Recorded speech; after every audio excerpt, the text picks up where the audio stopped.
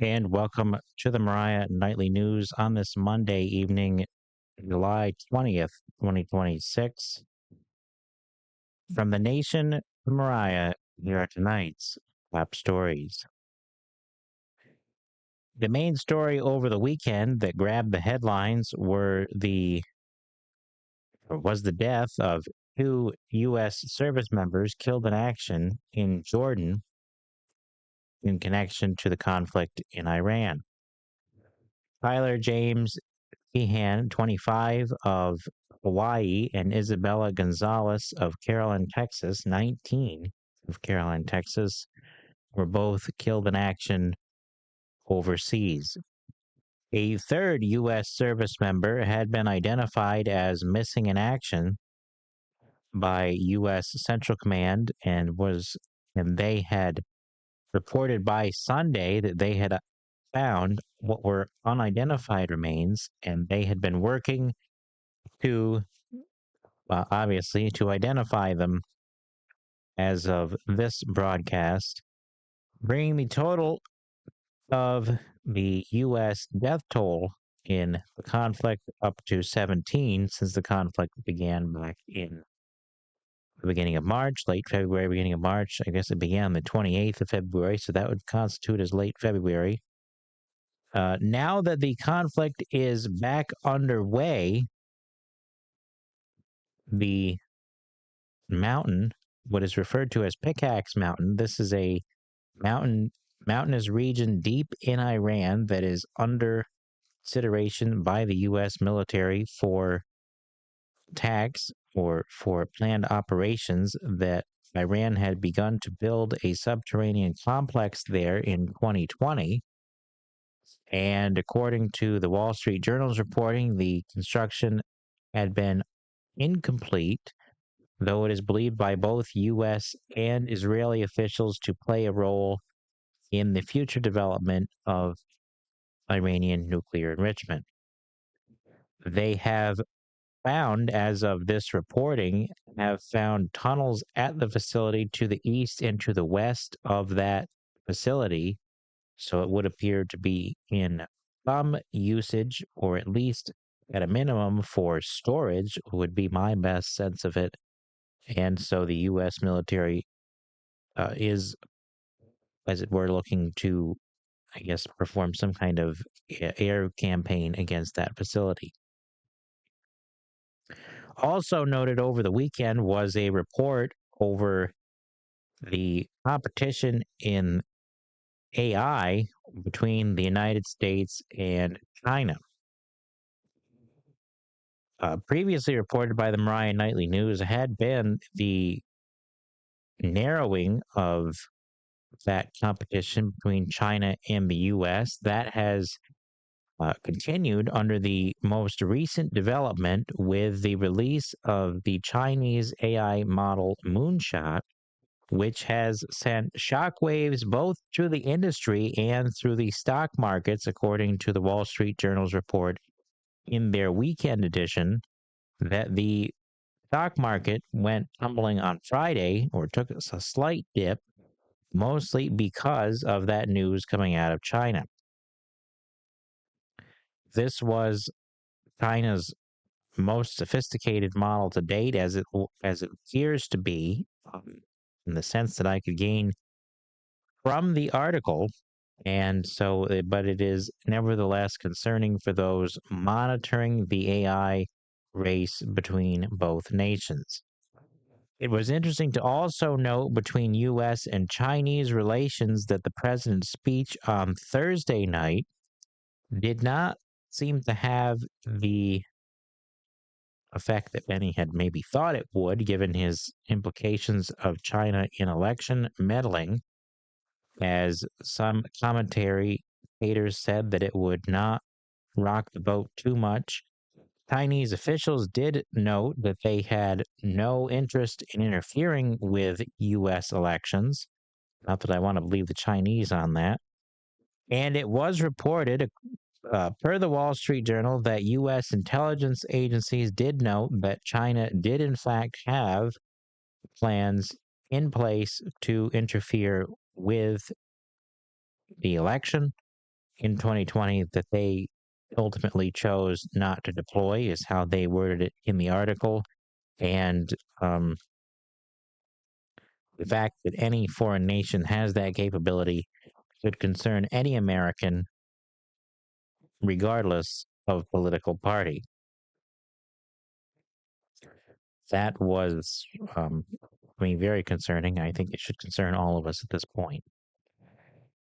I am turning my attention for, and the main story is an editorial piece, believe it or not, on something in the national spotlight, because I had seen someone here locally, somewhat locally, make a disparaging social media post. That was our neighboring Vermont Senator Bernie Sanders. And that is to say something of the U.S. Israel relationship, something that I have spoken about at length in other ways through that teaching series, which, and of course, covering the news in passing. But I wanted to say something because the amount of disinformation, misinformation, would, whatever would have it, is absolutely borders on, it is ridiculous at best, but absolutely appalling at its worst. The U.S. Israel relationship, of course, is probably one of the best out there in terms of what alliances we have, given the amount of intelligence sharing, weapons sharing, terms of national security, defense, etc. Most recently, it was in the headlines when the Israelis foiled an assassination attempt against our own president. But going back about a decade ago, more than a decade ago, the Washington Institute for Near East Policy noted that at the time of the Boston Marathon bombing back in 2013, that the Massachusetts General Hospital was prepared to handle the amount of mass casualties that day, because 2 years prior to that attack, an agreement with the Israelis, or Israeli medical professionals, had helped them prepare hospitals' emergency plans.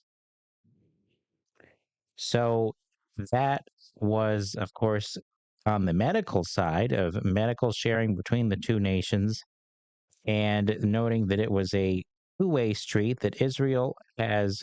So this is what this article also noted. So of course it noted, on one hand, the Boston Marathon help there, said that Israel has contributed to American hard security through counterterrorism, cooperation, intelligence sharing, and the development of such innovations as unmanned aerial vehicles and missile deployment. Not to mention soft power, or soft security, in the technology sector, medical sector, as I just mentioned, and the sustainability sectors. The Waze app, which we all have come to use for avoiding traffic pitfalls, and or finding the best routes, and in some cases avoiding the police, that was an Israeli invention, not an American one. That was an invention by an Israeli startup that was then later on bought out by Google for a very large sum of money. But the point there being that that was an Israeli invention through Jewish technology, not U.S. technology. Not to mention, when you get into the more sophisticated weapons for missile defense, like David Sling, Arrow 2, Arrow 3, the whole of the Iron Dome defense system that the Israelis have developed, mostly to protect themselves from the terrorists around them, That is all at Israeli technology that the U.S., of course, has now taken an interest in for our own military and our own capabilities. But to highlight the fact that it is not a mere one-way street of President X gets dragged into this and blah blah blah, this nauseating crap from the media, but to say that the Israelis have more than held up their end of the bargain in terms of any defense agreement.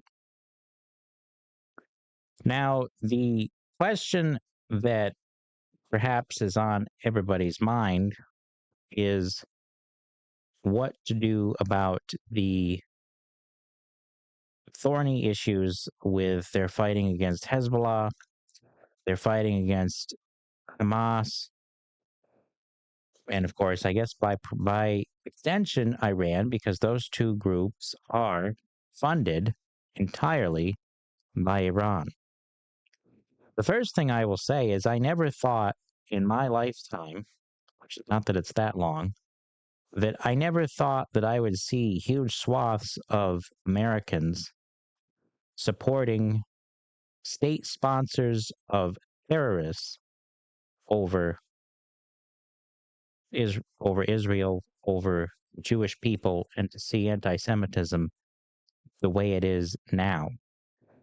The reality is, given what I just mentioned to you about the advances in military weaponry and the technology systems, that if Israel had wanted to commit a full-on genocide against any of these groups in Gaza or Palestine, although Palestine is just a Roman term that had its anti-Semitic roots in itself, so they could have easily done so without question. Hamas and Hezbollah and Iran have made it very clear that they want to eradicate everyone, whether that's Israel, the Jews, or the Americans, for that matter, calling us the great Satan, as it were. And so, why any American would support these people is beyond me.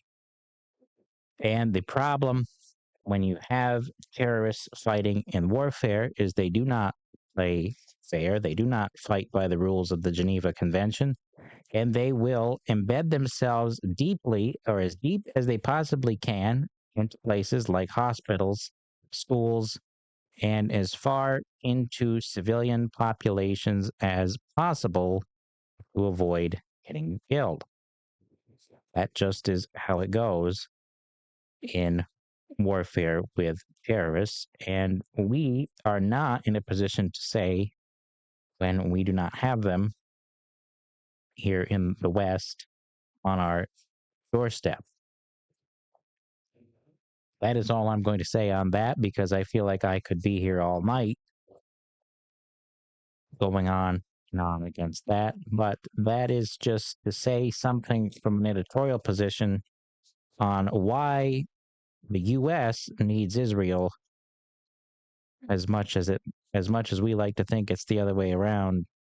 The U.S. needs that technology for its own defense as much as they might need our support. Here locally, of course, we're getting ready for the 177th Essex County Fair, which I do have my shirt on tonight, if you can see it there a little bit. That is coming up next week here in Essex County. The fair is running with opening night here on only 9 days away, as I mentioned on Friday, and they are currently running a matching program for a $5,000 grant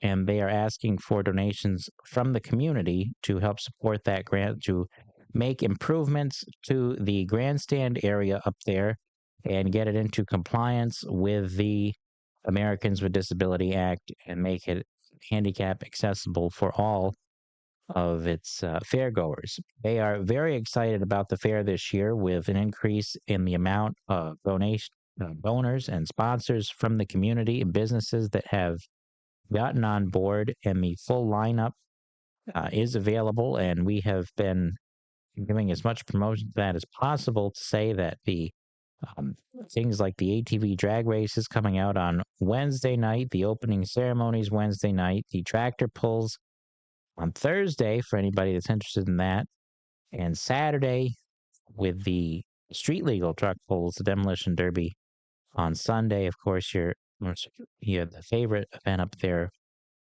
as well, and Jamie Lee Thurston returning this year for the Friday evening lineup. That is the 177th Essex County Fair up in Westport, New York. This only a week away, or about 9 days, or about a week and a half out from that event. Of course, we hopefully will have a quieter event here on the political scene this week, and we shall see how that goes. But that will be determined as follows. So that is the Moriah Nightly News for this Monday evening. And to kick off this new week, we hope to see you back here on Wednesday. Have a good evening and good night.